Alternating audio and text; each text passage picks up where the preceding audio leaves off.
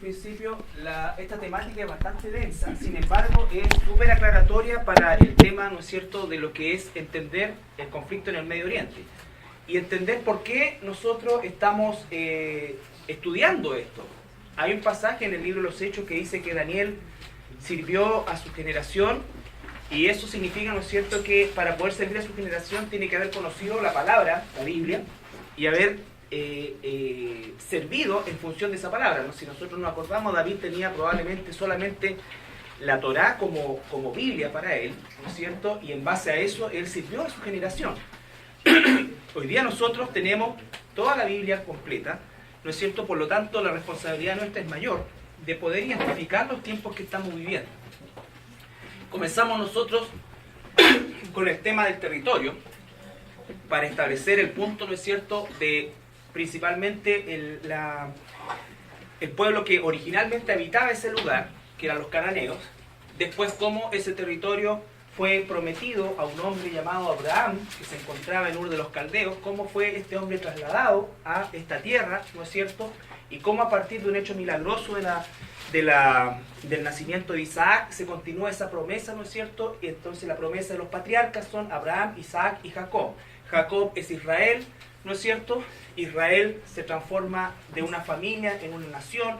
Moisés los saca de Egipto después de 400 años de cautiverio, los traslada en un peregrinaje de 40 años, ¿no es cierto?, producto de la desobediencia y la incredulidad del pueblo, pero siempre el propósito era conquistar o llegar a la tierra de Canaán, la tierra prometida.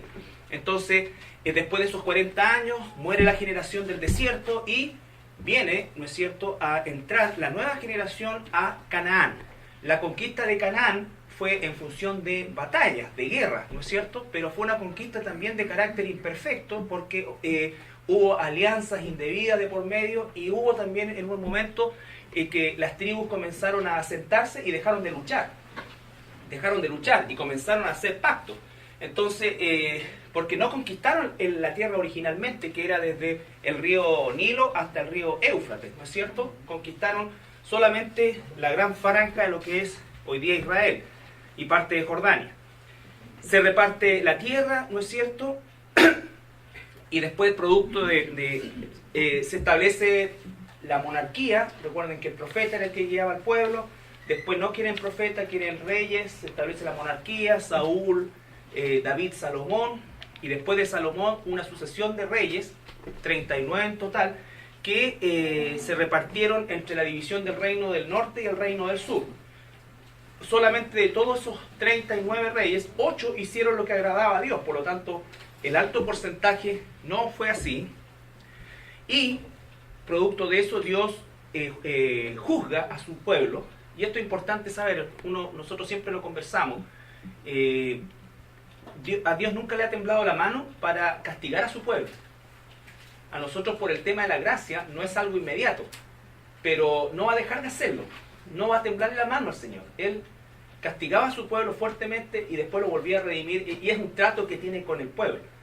Y uno de los castigos más terribles fue justamente esta división, pero el producto de esta división que trajo, ¿no es cierto?, finalmente, y de la apostasía de gran parte de los reyes, fue que fueron llevados cautivos ¿cuántas tribus eran en el norte? 10, ¿no es cierto? ¿Cómo se conocía la tribu del norte? Israel y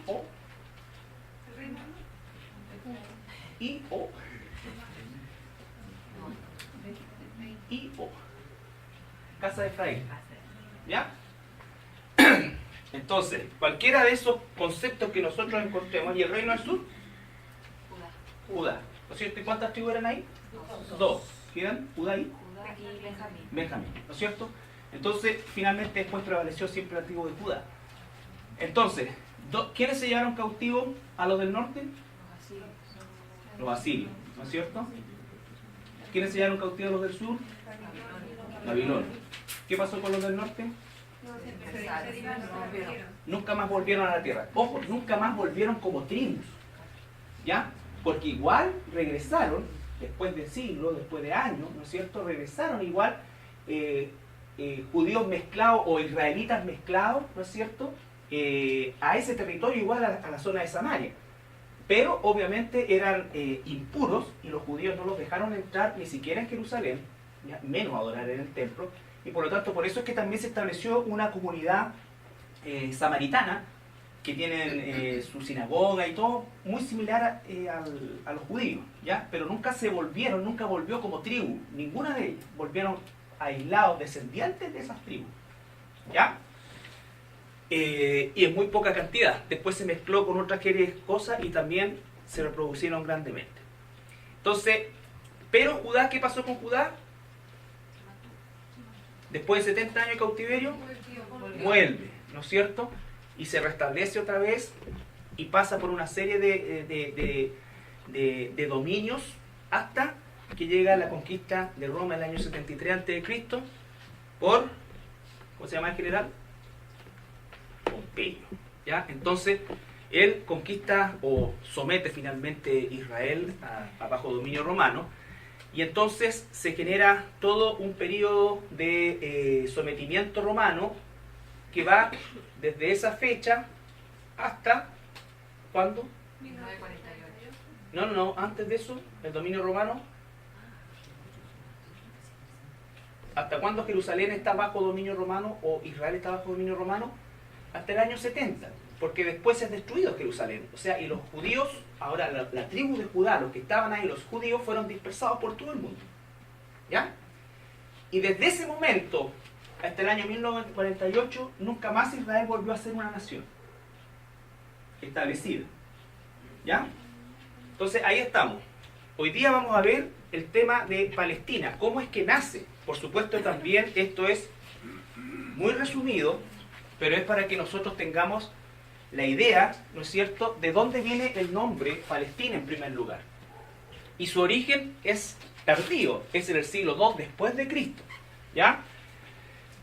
Bueno, esta es una imagen actual de cómo Israel fue conquistando territorio, ¿no es cierto?, por medio de las guerras. Estas son las guerras modernas, ya lo vamos a ver después, solamente es para delimitar el territorio. El siglo II después de Cristo, recién se le coloca el nombre a esa tierra de Palestina. Y quiero que nosotros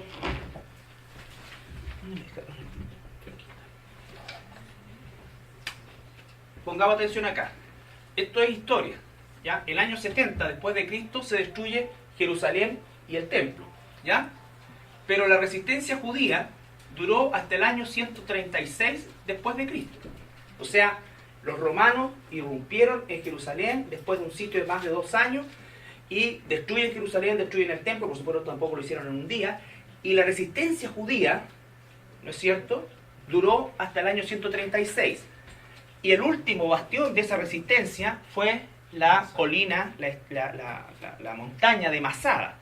Masada fue una fortaleza, una ciudadela que construyó el rey Herodes en su paranoia de siempre estaba siendo perseguido, y él construyó una ciudadela que contaba con palacios y una serie de otras cuestiones. Y en un lugar, Masada es una cosa prácticamente inexpugnable. Es una cosa así, altísima, no sé cuántos metros tendrá, pero es muy alta. Y a corte, así, en ambos lados. Solamente hay una parte por donde se puede subir, ¿ya? Aquí está Masada. Entonces los romanos siguieron a los judíos que lograron refugiarse en Masada y establecieron, todavía se puede ver las ruinas, de la ciudadela que los romanos construyeron a los pies de Masada, y desde ahí los romanos demoraron prácticamente 2 años, 2 a 3 años, imagínense, construyeron un cerro de tierra para hacer una escalera para llegar arriba. ¿Ya? En eso se demoraron 3 años. Pero aquí estaba la ciudadela romana, está todo el campamento, está delimitado. Los romanos tenían una forma muy especial de hacer sus campamentos, ¿no es cierto? Como una especie de plaza, en fin. Y aquí, el año 136 después de Cristo, los romanos logran irrumpir en Masada. Los 90 soldados que quedaban se suicidan, ¿no es cierto?, y para no caer prisioneros de los romanos, y finalmente los pocos que quedan acá, los pocos judíos, hombres, mujeres y niños que quedan acá, son asesinados o llevados definitivamente como esclavos. Y cae la fortaleza de Masada y se acaba la resistencia judía. ¿Ya? que comenzó el año 70 con la destrucción de Jerusalén y el templo, pero que terminó el año 136. Masada se encuentra al sur de Jerusalén, frente, aquí está el Mar Muerto. ¿Ya? Aquí está el Mar Muerto. Entonces, eso como dato interesante. ¿Estamos? Entonces, ¿por qué es tan importante esto? Porque el emperador Adriano, el emperador que estaba el año 70 era Trajano, y el emperador que estaba acá era Adriano. Adriano odiaba a los judíos, por eso es que los quiso exterminar, o sea, los siguió, los persiguió, y esto, por ejemplo, la fortaleza de Masada, estamos hablando que era una cosa, si lo viéramos en costos militares y mantenimiento, era una cosa absolutamente desangradora. Es como los gringuitos, ¿no es cierto?, con sus tropas en Irak y todo esto es un gasto millonario diario, ¿ya? Pero era tal el deseo de exterminar a los judíos. Recuerden ustedes que el espíritu antisemita o antijudío es el mismo espíritu satánico que va de época en época ocupando a algún personaje, ¿ya? Bueno, este era uno de esos. Y Adriano, una vez que se cae Masada, ¿no es cierto?, y que en definitiva se termina la resistencia judía, y como insisto, los pocos judíos que lograron sobrevivir o fueron asesinados o fueron esclavizados, él cambia el nombre de la tierra, y acá pónganme atención, ¿no es cierto? Esto es más o menos Israel, ¿se acuerdan? Toda la tierra de Israel. Aquí está el mar Mediterráneo, correcto. Ahí está el mar Salado y el mar Galilea. Entonces, a toda la tierra, que se llamaba tierra de Israel, le colocó Palestina. Como una forma de borrar todo vestigio judío de este territorio, ¿no es cierto? Y a la vez colocar un nombre completamente rechazado por los judíos, porque le está tomado de los filisteos. ¿Ya? La palabra filisteo es la palabra Palestina. ¿Ya? Filisteo o filisteos. ¿Ya? Y esta palabra, tanto esta como esta, significa invasor. No le puso cananeos, porque eso no habría resultado muy ofensivo para los judíos, porque los judíos siempre hablaban de la tierra de Canaán, que eran los habitantes originales. Pero sí los filisteos, que fueron invasores y fueron los enemigos acérrimos y permanentes de los judíos o de los israelitas. Y recuerden ustedes que los filisteos se establecieron principalmente en la franja de Gaza, y los filisteos eran pueblos marinos o marítimos o navegantes que venían de la isla de Creta. ¿Ya? No, la isla de Creta, para allá está Grecia. ¿Ya?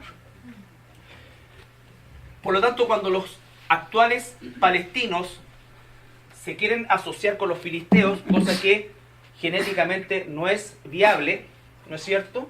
Ya estudiamos eso largamente, pero aún si fuera así y ellos estuvieran reclamando algún territorio, ellos deberían reclamar la isla de Creta, que es su origen. ¿Ya? ¿De dónde es?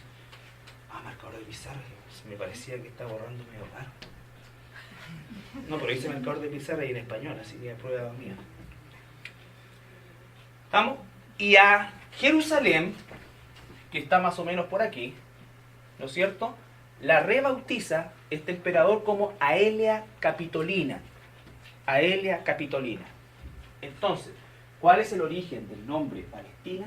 Del territorio, no de un pueblo, del territorio. Eso bien claro en la cabeza. No de un pueblo, del territorio. Este emperador Adriano. El nombre Aelia Capitolina duró lo que duró Adriano, que fueron 6 años más. Y después todo el mundo la volvió a llamar Jerusalén. Pero la tierra enganchó el nombre Palestina. ¿Ya? Entonces de ahí viene. Pero no es un pueblo, es un territorio. Y todavía no había árabes aquí. ¿Cuándo es que llegaron los primeros árabes a este lugar a establecerse? ¿No es cierto?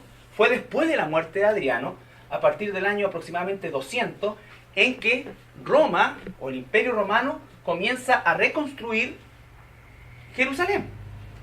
Y llevó esclavos de todo su amplio imperio, llevó esclavos allá, y tomó también esclavos de los árabes. ¿Ya? ¿Estamos? Pero después que murió Adriano, los judíos volvieron a habitar ese lugar, pero obviamente ya no como dueños de la tierra, sino como extranjeros, y ya sin ningún tipo de gobierno establecido, no como en el tiempo de Jesús, que tenían a los fariseos, que tenían esto, no, sino que empezaron a vivir y se mezclaron mucho con los árabes también. Entonces, lo importante de esta parte es que ustedes entiendan de dónde viene el nombre Palestina y sepan responder al término de dónde vienen los palestinos, de dónde viene Palestina, ¿no es cierto? Es un nombre que se le colocó al territorio, no a un pueblo, al territorio. ¿Ya? Dice, esto es historia, no existen registros de un pueblo palestino en los siglos siguientes de la dominación asiria, persa, macedonio, ptolomeos, seleucida, que son griegos, todo eso, mongoles o mamelucos, que son turcos.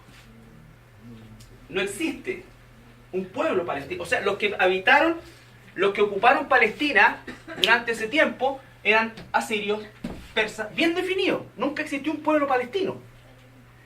Y llegamos al año 1517, en que el poderosísimo imperio de los turcos otomanos toman posesión de Tierra Santa hasta el año 1917.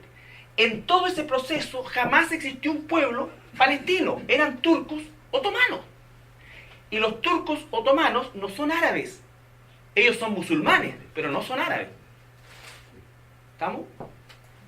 De hecho, cuando uno le dice acá a un árabe turco o viceversa a un turco árabe, se sienten insultados. Para uno son todos los turcos y está hablando de árabes, pero no son árabes, son turcos. Tienen otro tipo de lenguaje, otro tipo de escritura y otro tipo de cultura. De hecho, las estructuras de... Ahora, obviamente los turcos son musulmanes, eso es lo que los une con los árabes. Toda la arquitectura, todo el tipo de decoración, mosaica y todo eso, no es árabe. Si los árabes no tenían una cultura desde el punto de vista constructivo, porque los árabes eran un pueblo eminentemente nómada, vivían en carpas. Todas las decoraciones de las mezquitas que se conocen son decoraciones turcas. Es arte turco. No existe un arte puro árabe porque no hay, ¿no es cierto?, ningún tipo de edificación sólida permanente de los árabes. Los árabes son un pueblo beduino. Ahora obviamente están establecidos y todo lo que tú quieras, pero estamos hablando del origen de eso. Toda su influencia es turca. Su tipo de construcción es turca. ¿Ya? ¿Estamos claros hasta ahí? Esto es un concepto histórico nomás. Entonces, lo importante es que, imagínense, un periodo súper largo, eso era parte de los turcos otomanos. Y el año 1917 se hace cargo, ¿no es cierto? Acuérdense que después viene la Primera Guerra Mundial y toda la historia, pero se hace cargo Inglaterra y comienza lo que se llama en la historia el periodo del mandato británico, que va a durar hasta el año 1948. Entonces, en conclusión,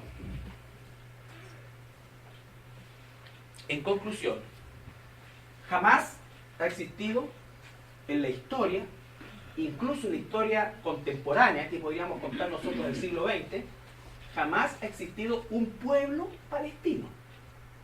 Cuando estuvo ocupada Tierra Santa fue por romanos, persas, asirios, macedonios, ptolomeos, seleucidas, mongoles, mamelucos y turcos otomanos. ¿Ya? Nunca palestinos. La tierra, claro, se denominó Palestina, pero los pueblos no eran palestinos. ¿Ya? Eso es fundamental entender, porque cuando aparece Palestina, lo vamos a ver la próxima semana, el año 1967, cuando se forma la OLP, Organización para la Liberación de Palestina, incluso en la liberación de la tierra. Y de un día para otro, la población que vivía ahí, que era eminentemente jordana, pasó a ser palestina. Y vean ustedes, esa es la bandera de Jordania. Fíjense bien. Y esa es la bandera de la autoridad palestina. Le sacaron la estrella, ¿no? Ahí está. Ahí está. Le sacaron la estrella, nada más. ¿Ya? ¿Y qué fue lo que pasó? Es súper cruel la historia de esto. Porque estos jordanos que vivían en el lado que determinó la autoridad palestina, que era justamente el territorio palestino, nunca más pudieron volver a Jordania. Ya no los consideraban jordanos. Y los empezaron a arrinconar, y eso fue lo que se produjo, los grandes asentamientos, que la gente vivía en carpa y todo esto, ¿no es cierto? Y que le echaban la culpa a los judíos, que los judíos habían expulsado y por eso está así. No, los propios jordanos y los árabes impidieron que la gente que estaba atrapada en esta famosa franja, que ahora está la Transjordania, ¿no es cierto?, no pudiera volver a su país de origen.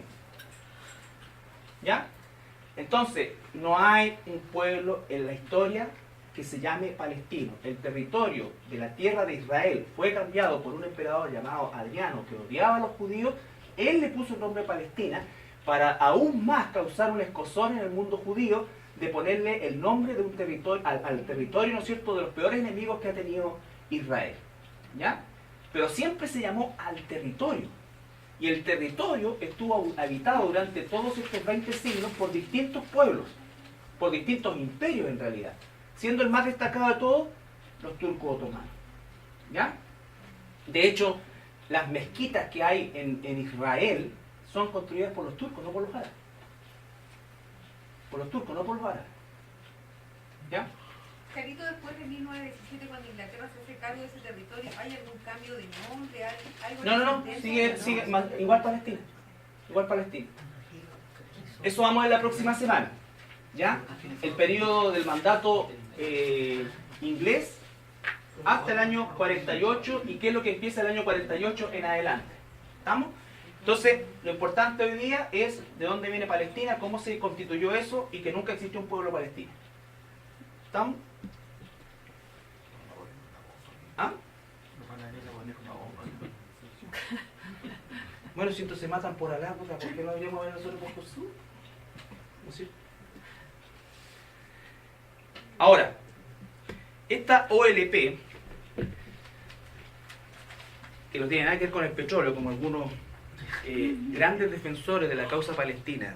Cuando tú le preguntas cuándo se fundó la OLP, ¿está usted de petróleo? No, ¿ya?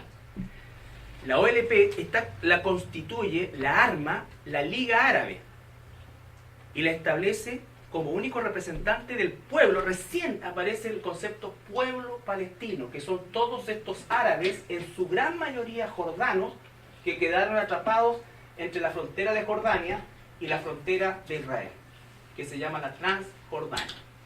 ¿Ya? El año 64 en el Cairo, su primer presidente, por decirlo de alguna manera, fue Yasser Arafat, quien es como la figura emblemática de la OLP. No ha habido ningún líder posterior a Arafat que haya tenido la fuerza, la pachorra y todo lo que en definitiva consiguió este hombre en función, ¿no es cierto?, de este supuesto reclamo, ¿no es cierto?, del territorio palestino. Ni siquiera él era habitante de ese lugar, porque él era egipcio. ¿Ya? Él era egipcio. Entonces, pero fue investido, ¿no es cierto?, investido de poderes, y cambió su residencia del Cairo a Ramala, que es una pequeña aldea cercana a Belén. ¿Ya? Ramala. Bien, ahora quiero que hagamos un ejercicio para entender por qué es tan importante el año 1948, que lo vamos a ver la próxima semana desde el punto de vista histórico. Ahora lo vamos a ver desde el punto de vista profético.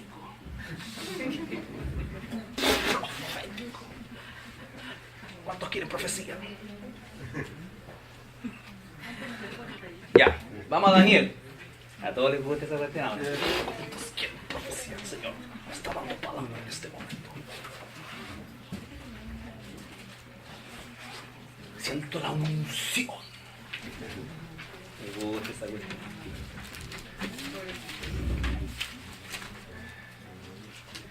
Daniel. ¿Por qué es tan importante el año 1948, la formación del Estado de Israel?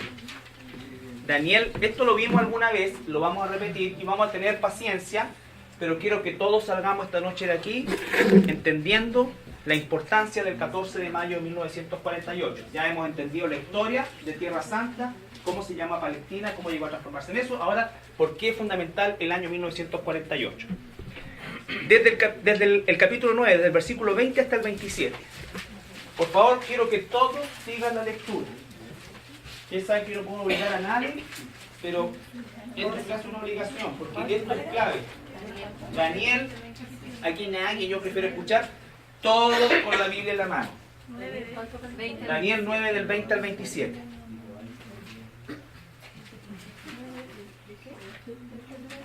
Capítulo 9, versículos 20 al 27, profecía de las 70 semanas. Recuerden ustedes que los judíos medían el tiempo en séptimos. La palabra semana es la palabra Shabúa, ¿ya? Los judíos tenían Shabúa de días, que era de un día de reposo a otro día de reposo, una semana, ¿no es cierto? Tenían Shabúa de años, que era de un reposo de la tierra. Después de 7 años ellos dejaban reposar la tierra. Y tenían un Shabúa también, que era 49 años, que era el jubileo, 7%, ¿ya? Esta semana, la palabra Shabúa ahí es semana de años. No nos vamos a concentrar en el cálculo, sino que en el esquema, en la figura. Pero son semanas de años. Ya, ¿quién quiere leer? ¿Leo? Ya. Aún estaba hablando y llorando y confesando mi pecado y el pecado de mi pueblo Israel. Y derramaba mi ruego delante de Jehová, mi Dios, por el monte santo de mi Dios.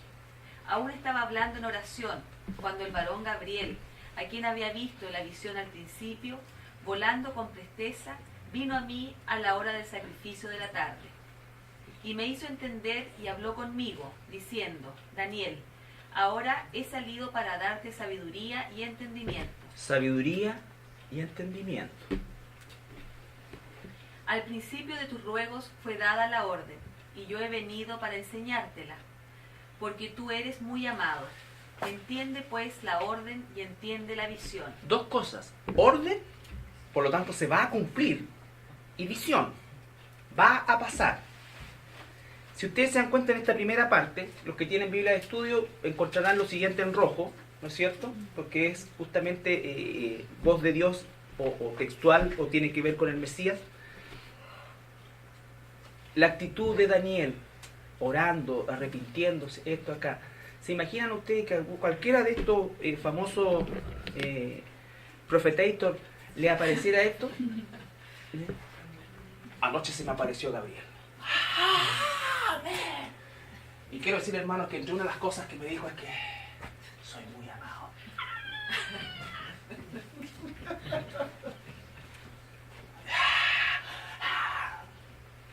En cambio, Daniel, piolita, no armó ninguna campaña, ni salió corriendo diciendo: me habló Gabriel y soy... Esas cosas, vean las actitudes, hermano, vean las actitudes, la soberbia que existe cuando la gente va detrás de cualquier cosa, va detrás de ídolos. Vean la actitud de hombres verdaderamente de Dios. Piolita, orando por arrepentimiento, por esto, no estaba pidiendo salud, prosperidad, ninguna cuestión. Estaba pidiendo: Señor, liberación. Y confesando su pecado. Esta gente ya ni siquiera confiesa pecado porque están en otro plano, dice. Ya.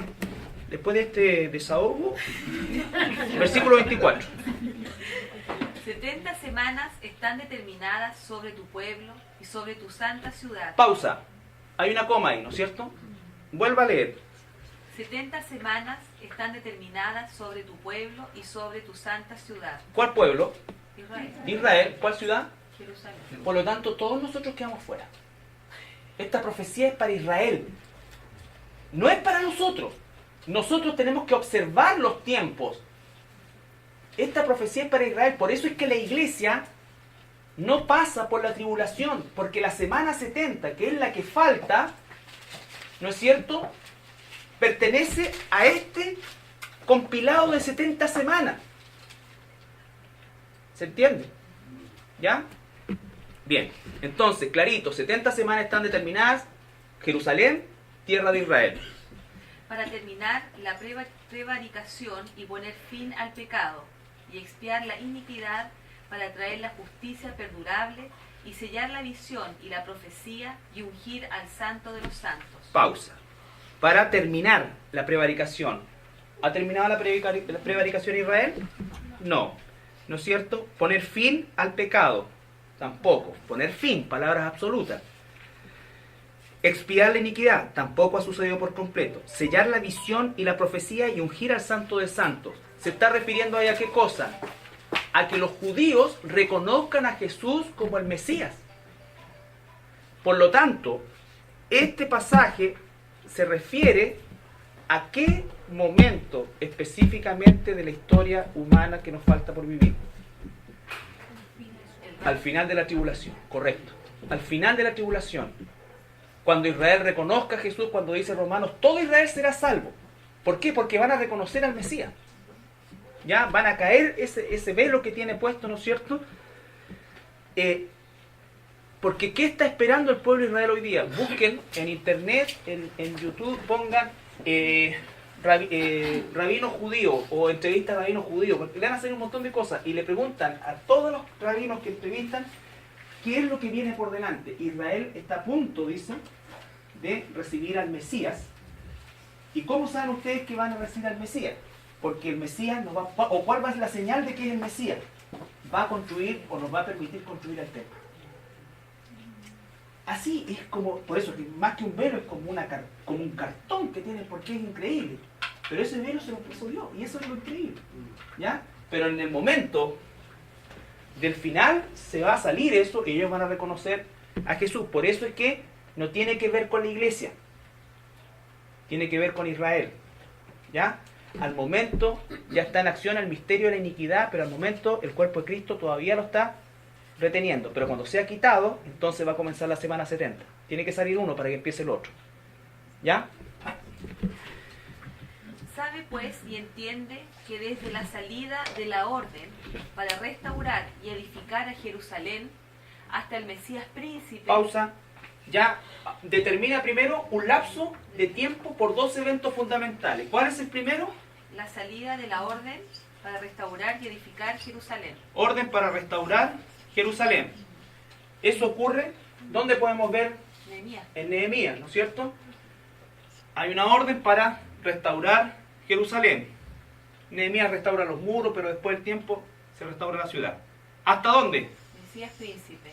Hasta el Mesías príncipe, o sea, hasta Jesús. ¿Ya? Habrá 7 semanas y 72 semanas. 62 semanas. Se volverá a edificar la plaza y el muro en tiempos angustiosos.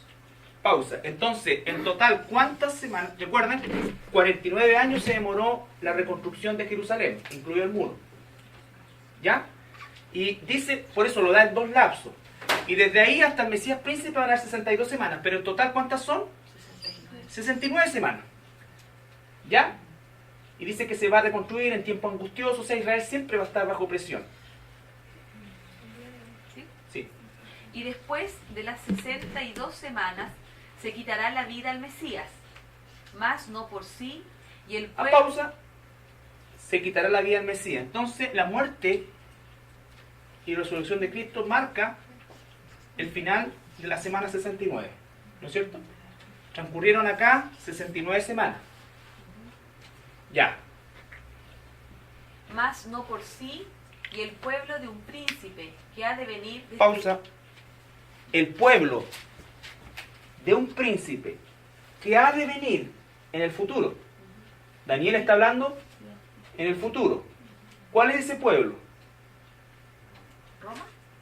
Ya, ¿cómo sabemos que es Roma? Sigue leyendo. El príncipe que ha de venir destruirá la ciudad y el santuario, y su fin será con inundación, y hasta el fin de la guerra durarán las devastaciones. Ya. El año 70, Roma destruyó el templo, destruyó todo, ¿no es cierto? ¿Ya? Pero dice que el príncipe es que ha de venir va a ser símil a este pueblo o a este reino. Recuerden ustedes que el anticristo va a gobernar una especie de imperio romano restaurado, ya desde el punto de vista de la forma de hacerlo. ¿Se acuerdan de la estatua de Daniel?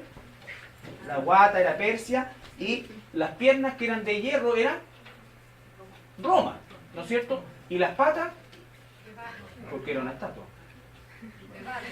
¿Y mezclado con qué? Con hierro. Entonces dice que va a ser en parte fuerte y en parte débil. ¿Ya? Entonces va a tener un esquema similar al de Roma, pero va a tener debilidad también. ¿Ya? Entonces, ¿quién es el pueblo? ¿Quién es ese príncipe? El anticristo. Bien, ahora, dejen la mano ahí mientras tanto y vamos a Apocalipsis 6, 1 y 2.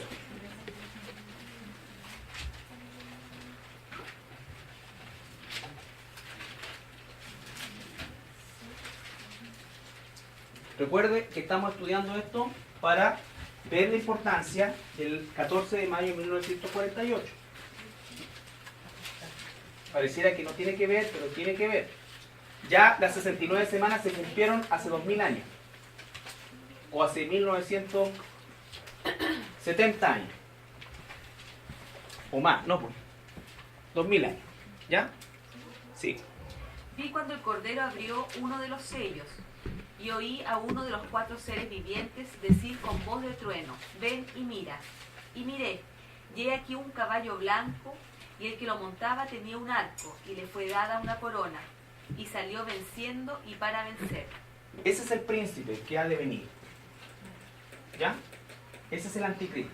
Cuando ocurre el rapto de la iglesia, ¿cuál va a ser la condición del planeta o de la sociedad, de todo?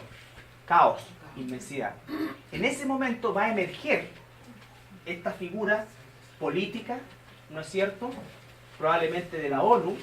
No va a emerger y va a ser presidente del mundo al tiro, sino que va a emerger y va a comenzar a traer soluciones. Ciudadanos del mundo, una cadena internacional, ¿no es cierto? Hemos sido devastados, pero de las ruinas y las cenizas nos levantaremos y formaremos y levantaremos el planeta, basta de divisiones todos juntos. Y después lo va a hacer tan bien, ¿ya? Y va a lograr que los judíos y las Naciones Unidas, porque vamos a ver ya ahora la segunda parte de Daniel, firmen el tratado, y eso lo va a catapultar para que, como dice ahí, le fue dada una corona. Entonces ahí todo el mundo va a decir: ¿quién como la bestia? ¿Quién como él? Hagámoslo presidente del mundo. ¿Ya? Más o menos va a pasar. Entonces, eso en mente. Por eso es que sale con un caballo blanco, pero al poquito rato va cambiando de colores. ¿Ya? Por eso es que los cristianos de las iglesias verdaderas estamos esperando el rapto, no que esto mejore. Es más, cuando digan paz y seguridad, nosotros, las ovejas de Dios, que escuchamos su voz, tenemos que saber que se va a poner peor. Por eso es tan importante el concepto de servir a nuestra generación. Servir a nuestra generación, porque estamos a puertas del rapto. Esa es la realidad de las cosas. Iglesia que no está predicando el arrebatamiento como algo fundamental dentro de su doctrina, está embobando a las personas. Porque ahora lo vamos a comprobar. Ahora, vuelve a Daniel. Y el versículo 27. 9:27. Todos siguiendo la lectura, por favor, que esto es... Y por otra semana confirmará el pacto. Pausa. Entonces dice, se va a dar 69. Y después dice, por otra semana. La tira en el espacio de tiempo, no da fecha. ¿No es cierto? Pero ¿cómo sabemos nosotros que esa semana 70 está cerca de este tiempo? Y por otra semana confirmará el pacto con muchos, y la mitad de la semana hará cesar el sacrificio y la ofrenda. Entonces, ¿es un pacto entre quién? Entre muchos. ¿Los muchos quiénes son? Las Naciones Unidas. O lo que sea que en ese tiempo esté funcionando. ¿Con quién va a ser ese pacto? ¿Con quién va a ser ese pacto? La Nación Unida. ¿Con quién? Con Israel. ¿Cómo sabemos que es Israel? Porque están los elementos del templo. Ya va a estar el templo reconstruido. ¿No es cierto? Ahora, para que pudiera haber un pacto con la nación de Israel, ¿qué tenía que haber sucedido? ¿No? Aquí construido el... No. Que el Estado de Israel exista, po. Por eso te digo. Entonces, ¿qué se necesitaba para que esa profecía, esa semana 70, se pudiera cumplir en cualquier momento? ¿A partir de cuándo? Del 14 de mayo de 1948 en adelante, porque ahí fue nación. ¿Cuántos años han pasado? Del 48 ahora. ¿65 más o menos? ¿Cuánto? Ya, ponle 64. Contemos el 2013. 65 años. ¿Cuánto dura una generación bíblica?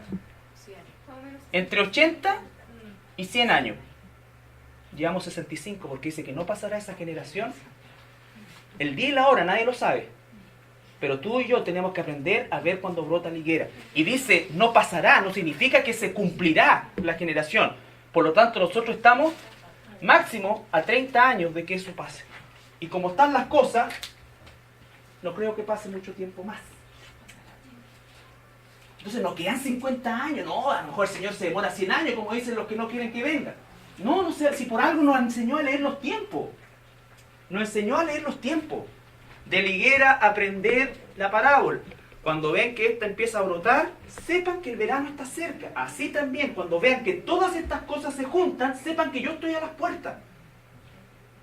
Entonces, por eso es que la iglesia de Filadelfia dice, eres débil, toda esta cuestión, pero guardas la palabra, te mantienes, ¿no es cierto? Y no niegas mi nombre. No andas buscando babosadas, ni cuestiones, ni levantar, ni levitar, ni... Estás santificándote porque el rapto viene. Por eso dice la palabra, el que es santo, santifíquese más. El que está haciendo tonteras, siga haciendo tonteras. ¿Sí? Dios no lo va a rogar. Este es el tiempo en que Dios está separando el trigo de la cizaña porque viene por la siega. Y yo espero que todos los que estamos acá seamos parte del trigo. Pero para ser parte del trigo tengo que entender lo que está pasando. ¿Y cómo está pasando? Por eso dice el apóstol Pedro, ustedes que saben estas cosas, con cuánta más reverencia deben vivir todos los días. Entonces, hermano, esa es la razón por la cual estamos haciendo este estudio. En el más largo de los casos quedarán 30 años, que no creo, porque la presión hoy día en el Medio Oriente es insostenible. Es insostenible. Y es ahí donde se está marcando el barómetro. Recuerden ustedes, sale la iglesia y van a quedar millones de personas que estuvieron en iglesias, que se dijeron cristianos, pero que nunca se convirtieron, se van a quedar pastores, todo. Y ellos, una gran parte de eso, simplemente se va a perder, pero también una gran parte, ahí va a decir esto. Y va a tener que arrepentirse, perdónenme porque les prediqué prosperidad, les prediqué sanidad, les prediqué cualquier estupidez. Porque nunca creí que el rapto iba a ser tan luego. Me sorprendió como ladrón en la noche. A ti no te debe sorprender como ladrón en la noche. Tú tienes que, por eso dice, velar y orar, velar y orar. El día y la hora no lo sabe, pero en cualquier momento puede suceder. Imagínense, esa es la clave del año 1948. Porque no puede existir un pacto, y dice, confirmará el pacto. Desde el año 1978, bajo la presidencia de Jimmy Carter en los Estados Unidos, comenzó una situación que se llama, no sé si ustedes han escuchado, la famosa hoja de ruta. La hoja de ruta es un documento que se comenzó a gestar el año 78 con Jimmy Carter, que suponía todos los puntos que tenían que cumplirse para que Israel y Palestina, ¿no es cierto?, o los árabes, lograran el tratado de paz. Por eso dice que el anticristo confirmará, no hará, el pacto ya está. Lo que pasa es que no ha habido nadie que logre que lo firme. ¿Ya? Entonces el anticristo no va a crear un nuevo pacto, va a confirmar el que ya está. Ay, perdón, ese pacto que ya está, ¿cómo se le produjo? La hoja de ruta, a partir del año 1978, cuando el presidente Jimmy Carter comienza a llevar adelante la gestión para que exista paz en el Medio Oriente. El que estuvo más cerca fue Bill Clinton. ¿Y qué le pasó a Bill Clinton en ese momento? Se destapó toda la olla de sus relaciones ilícitas con su secretaria y todo lo demás. Y ahí funó gran parte de eso, pero bueno, es parte del plan de Dios, ¿no es cierto? Porque esto está reservado al jinete del caballo blanco del capítulo 6 de Apocalipsis, que salió venciendo y para vencer. ¿En qué va a vencer? En la diplomacia, en esta cosa que nunca se ha logrado. ¿Ya? ¿Se entiende eso? Entonces, la importancia de la independencia o de la declaración del Estado de Israel es el hecho que a partir de ese momento, ¿no es cierto?, puede producirse la semana 70 que falta a la profecía de Daniel.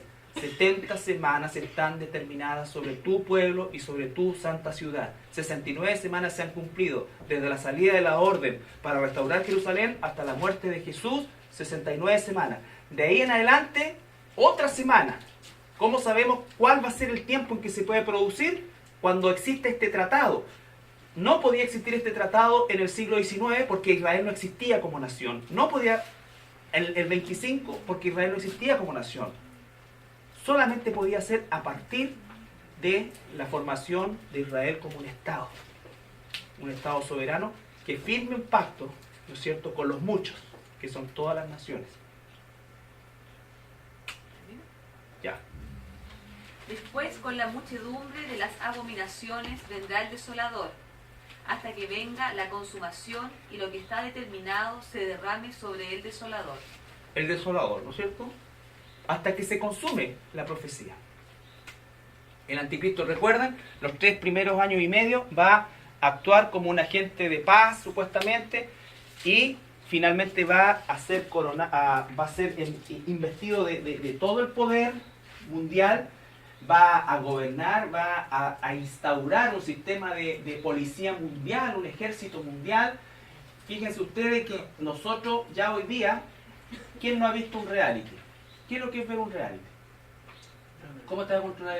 Es meterse en la vida de otro y hacer algo así como más íntimo, mejor.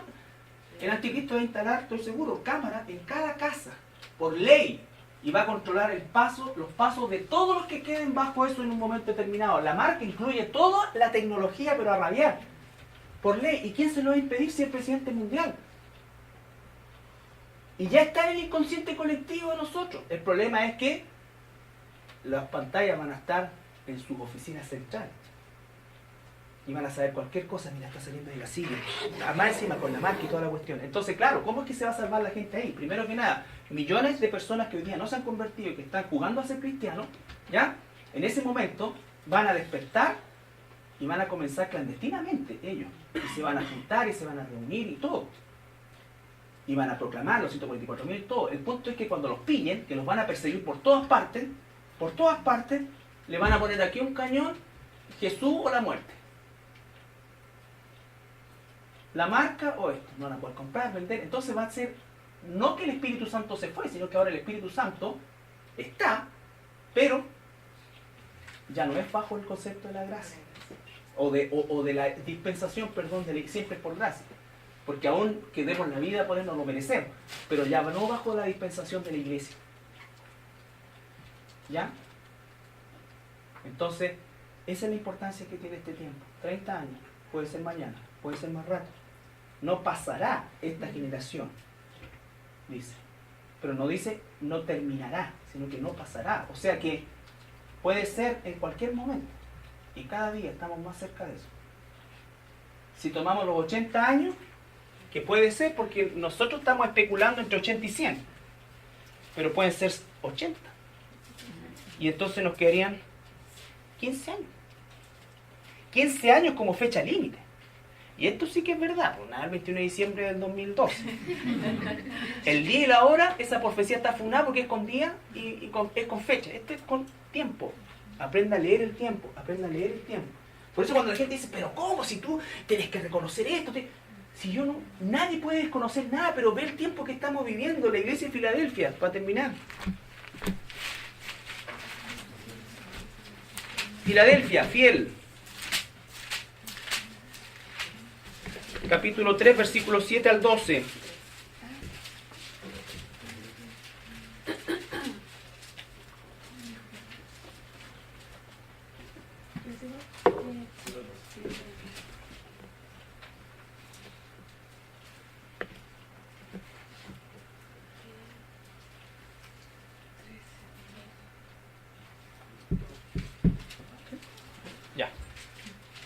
escribe al ángel de la iglesia en Filadelfia. Esto dice el santo, el verdadero, el que tiene la llave de David, el que abre y ninguno cierra, y cierra y ninguno abre. Yo conozco tus obras.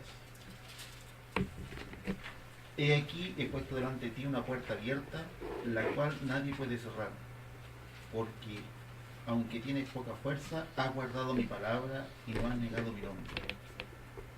He aquí, yo entrego de la sinagoga de Satanás a los que se dicen ser judíos y no lo son, sino que mienten. He aquí, yo haré que vengan y se postren a tus pies y reconozcan que yo te he amado. Muchos se van a arrepentir. Muchos van a salir de los lugares apóstatas y se van a arrepentir y van a venir como han venido personas a esta iglesia, de otro lado. No estoy diciendo, jamás he dicho, y líbreme Dios de decir una cosa de esas características. Nunca he dicho que esta es la única iglesia, no, jamás. Hay muchísimas, a Dios gracias, iglesias pequeñas, normalmente donde se está predicando la sana doctrina.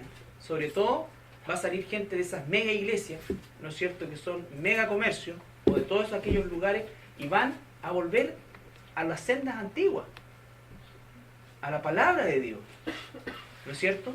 Pero así también muchos van a seguir en su disolución. Por cuanto has guardado la palabra de mi paciencia, yo también te guardaré de la hora de la prueba que ha de venir sobre el mundo entero. La prueba son los 7 años, no una parte de los 7 años. Para probar a los que mueren sobre la tierra. He aquí, yo vengo pronto, retén lo que tienes, para que ninguno tome tu corona. Al que venciere, yo lo haré columna en el templo de mi Dios, y nunca más saldrá de allí. Y escribiré sobre él el nombre de mi Dios, y el nombre de la ciudad de mi Dios, la nueva Jerusalén, la cual desciende del cielo de mi Dios y mi nombre nuevo. El que tiene oído, oiga lo que el Espíritu dice a las iglesias. Eso lo vamos a estudiar también más adelante, la nueva Jerusalén, para que sepamos cuál es el destino final, todo. La nueva Jerusalén va a descender del cielo, ¿ya? Y dice él que lo va a hacer columna del templo y nunca más va a salir de ahí. Entonces va a estar en el templo de Dios. En el templo de Dios. Entonces, conclusión, estamos cada vez más cerca del arrebatamiento de la iglesia. Esto no significa que no sigamos haciendo las cosas que hacemos, pero las hagamos con el propósito y el sentido, que corrijamos todo aquello que no está en la voluntad de Dios, que saquemos de nuestra cabeza todo pensamiento, ¿no es cierto?, de esperanza en este mundo, lo que no significa que no disfrutemos. Incluso el cristiano verdadero, incluso puede gozar de la orquesta del Titanic que se está hundiendo. Porque sabe que se está hundiendo y sabe que su Señor lo va a sacar. Pero podemos escuchar buena música mientras llega, si no tiene ninguna cosa. Sigue haciendo lo correcto, sigue esto, santificando. ¿Ya? Todo lo contrario a lo que el sistema católico hace. Es como que vivir en asentamiento, ¿no es cierto?, esperando que venga el... No, por misericordia justamente a las millones de personas que no tienen a Cristo, es que tú y yo tenemos que estar insertos en la sociedad, pero haciendo qué cosa, sal y luz, sal y luz, ¿ya? Y no insistirle a la gente, vivir delante de la gente y predicar el evangelio a tiempo y fuera de tiempo, pero eso no significa forzar a la gente. Este es el tiempo de la cosecha más pobre del periodo de la iglesia. Por eso es que Jesús dice: retén lo poquito que tienes. ¿Qué es lo que tienes? Fidelidad a la palabra y no has negado mi nombre. ¿Significa eso que no vamos a predicar el evangelio? No, significa que la predicación del evangelio le va a aparecer qué cosa a la gente. Si nos acordamos en 2 Timoteo capítulo 4, comezón de oír, pues van a preferir volverse a la fábula. La gente se vuelve a la fábula.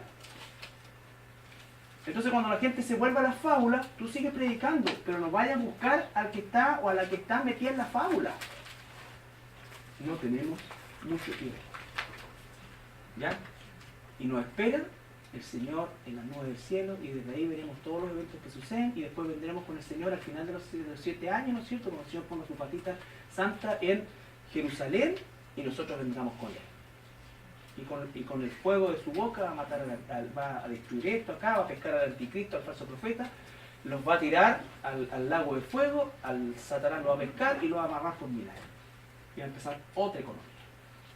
Y lo más maravilloso para mí de ese tiempo es que todo el mundo tendrá que subir a Jerusalén a aprender de boca del Mesías la ley de Dios. Se acabarán los pastores, se acabará eso. El propio Señor, ¿no es cierto?, nos enseñará. Entonces, no piensen ni asimilen el rapto como, pucha, no alcancé a cumplir, o sea, no alcancé a vivir mi vida. ¿Qué vida? Mientras más luego nos vayamos mejor. Dios quiera que los críos chicos que hay ahora ni siquiera lleguen a casarse, nada. Que no conozcan varón, ni mujer. Porque dice que durante sus 7 años, ay de las que estén esperando guagua, ay de las que, o sea, va a ser terrible. Entonces, si tú tienes hoy día un bebito, mira, que sea antes de que tenga curso de conciencia. Ni siquiera te va a pasar por la adolescencia, ni que cuestiones, ni que las cuestionamientos, ni que le metan cuestiones en la escuela de la evolución. Es todo malo, pues, sí, de verdad es una cuestión podrida. Y yo soy una persona súper optimista y alegre, aunque no se le note mucho. De verdad. Y disfruto de la vida, disfruto de mi bicicleta, disfruto de las cosas, pero no te puedes apegar a eso, porque parece, la gente dice, que el mensaje es muy negativo. Y tienes que estar preparado para tener encontrones, ya no con los testigos de Jehová, ya no con los católicos, sino con gente de las propias iglesias cristianas. De las propias iglesias cristianas. Ahí está la mayor resistencia. Sé fuerte, retén lo que tienes, porque la tentación va a ser grande. Ok. ¿Estamos? ¿Alguna pregunta? Entonces, ¿estamos listos con la parte palestina?